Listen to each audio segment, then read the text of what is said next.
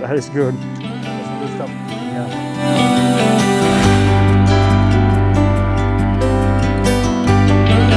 So, ooh, just gonna those chilies. Homegrown chilies.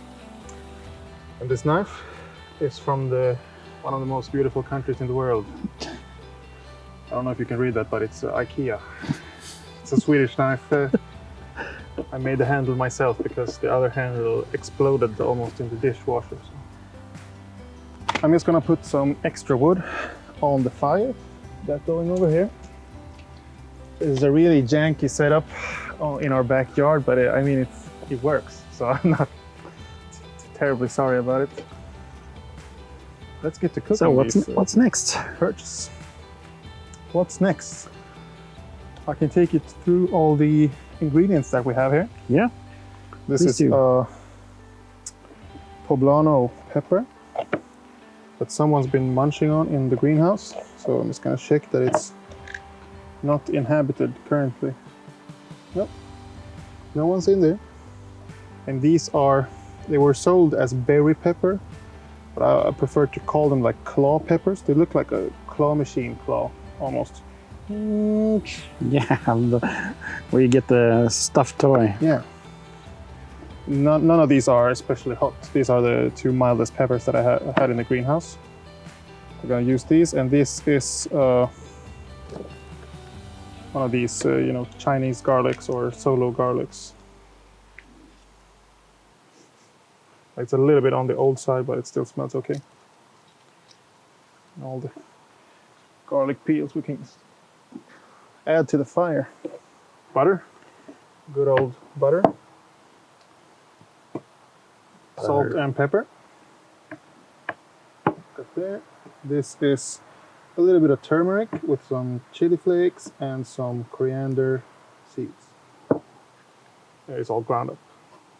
And this is straight up corn flour.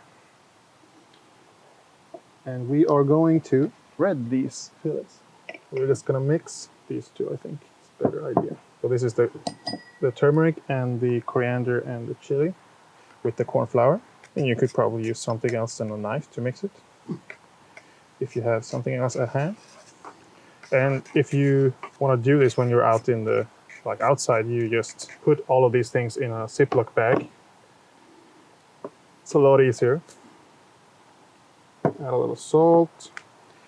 And all of this salt is not going on the fish, so don't be scared to put a lot of salt in, otherwise you won't be able to taste anything.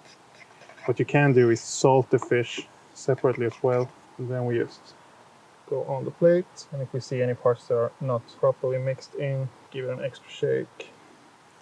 We take the pieces of perch or fillets, try to dry them off as much as we can, and we're just gonna do a single penne on these. I prefer the corn flour. It's want to have it gluten-free. It's nice, but it also lends like a nice corn flavor. And the corn flour also goes more crunchy than the regular flour, I find, like wheat flour.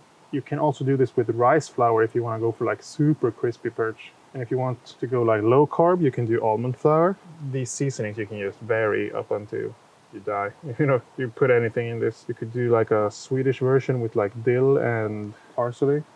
You just chop up. You can also do just salt and pepper if you just want the natural perch flavor, but turmeric also lends a pretty nice color to it. Then we go ahead and chop up our chilies, quickly de-seed them. I think the seeds for the claw chilies or the berry peppers or whatever they're called are a little bit stronger, so I don't want necessarily all the spice, I just want the great chili flavor that they have. So I'll just give these like a real rough chop, because I don't want them to burn as easily. If I chop them too fine, they'll burn really quickly in the pan. The same with these, just like a real rough coarse chop. Basically, these are gonna lend flavor to the oil and butter that we're gonna fry the fish in. And they're also gonna be delicious to eat. A little bit of oil. There's a little bit of ash in this pan, but that's almost something that you could expect. This might make some of you cringe, but I'm gonna put this into a cold pan And then I'm gonna start cooking. You can immediately tell that that's the wrong side to be cooking from, because the handle is gonna burn up. We should probably have something to stir it with. I don't know if this knife is... Let's check on the veggies. Now I can hear the sound coming off the peppers, the garlic, starting to sound really nice. I'm just gonna char this stick a little bit if there's any nasty stuff on it. Oh, I lost a piece of pepper. And here, right here we could have also used a little bit of onion. That would be amazing in this as well. Maybe roast some tomatoes as well. Possibilities are endless, but It smells real nice. you know, smells are coming. Flavor. We also added a pine needle. That's not necessary, you don't have to do that, but I can't get it out, so we'll do that. Now we add the fish. I'd say the pan is sufficiently warm. You want to hear that initial sear as you put it in. I have one more fish piece that I would like to put in, but I don't know if it's really gonna fit.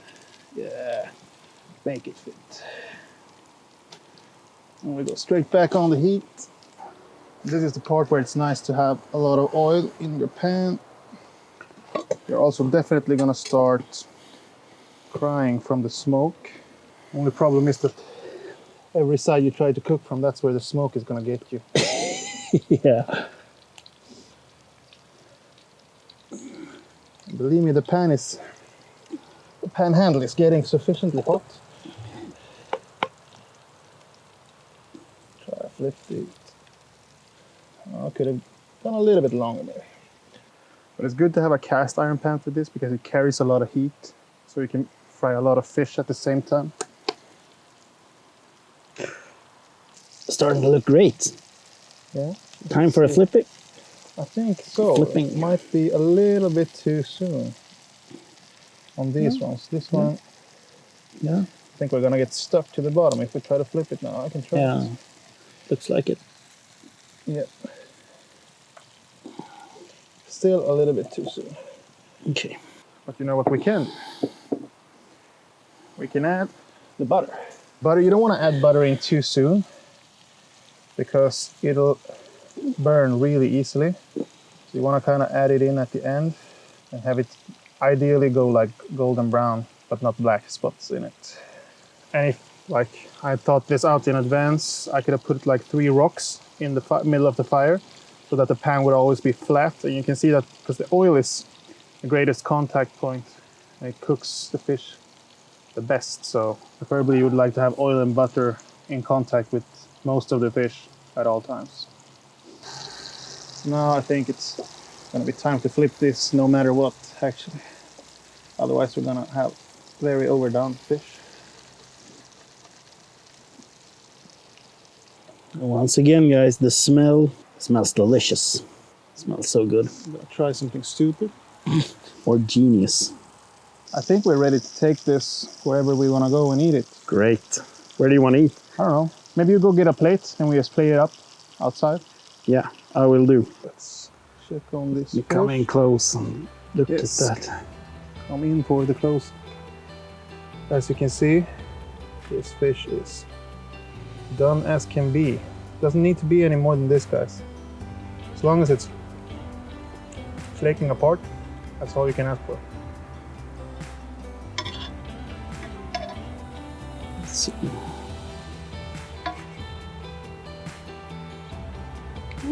This is perfect. Split it in 2.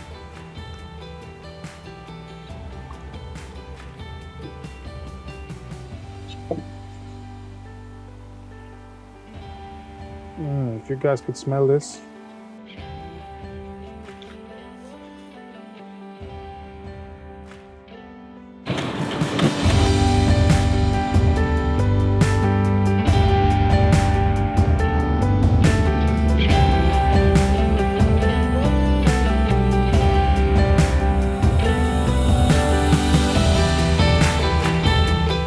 What are you sprinkling there?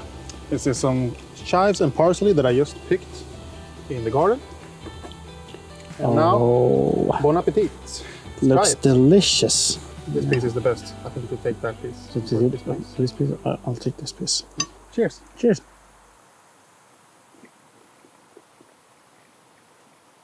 That is good. That's some good stuff. Yeah.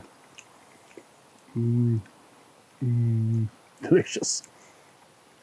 Guys, if you enjoyed this video, want to see more of this kind of video, please hit that like button, leave a comment.